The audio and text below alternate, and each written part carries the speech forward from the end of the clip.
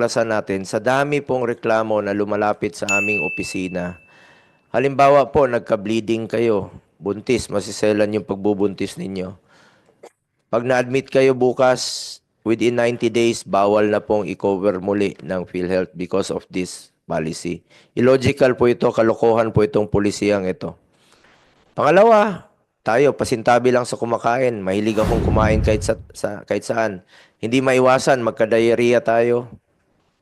Bawal nang i-cover muli pag na-admit ka. Nung klaseng pulisya yan. Kalokohan yan. Pangatlo, pneumonia. Pag na-admit ka muli because of pneumonia, bawal na naman. Mapigilan mo bang magkasakit? Hindi natin alam kung kailan tayo magkakasakit. At bakit nyo i-deprive sa Pilipino yan? Eh, pera ng Pilipino yan. Contribution, sweldo natin yan. Kinakaltas po sa sweldo natin. Kaya nga, PhilHealth, para insured tayo kung sakaling magkasakit tayo. Ang dami nyo pong pulisya na dapat matagal nyo na pong pinag-aaralan. Ngayon, pag-usapan natin dito, iniiwasan nyo naman kami rito.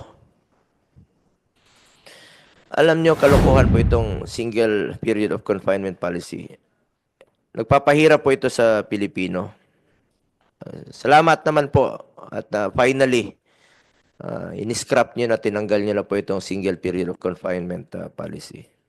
Sulit po ang ating pangungulit at hindi po ako titigil na kukulitin kayo bilang chairman po ng Committee on Health. At hindi po ako titigil dito sa ating adhikain na expand pa yung medical services. Matapos nating madiskubre na 500 billion ang reserve funds ng PhilHealth. Ibalik nyo po yan sa tao. Pera po ng tao yan. Hindi po inyo yan. Contribution. Subsidy. Dapat yung mga makikinabang po, ang ordinaryong mamamayang Pilipino. Puntahan niyo po ang mga ospital. Ando doon po yung mga mahirap. Makikita niyo, nasa bangketa, nag-aantay, walang pambayad sa ospital. Habang natutulog yung pera ninyo, ilang buhay na naman po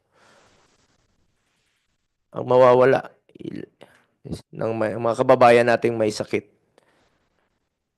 Huwag niyo pong pahirapan ang mga kababayan nating mahirap. Mahirap na nga, pinapahirapan niyo pa.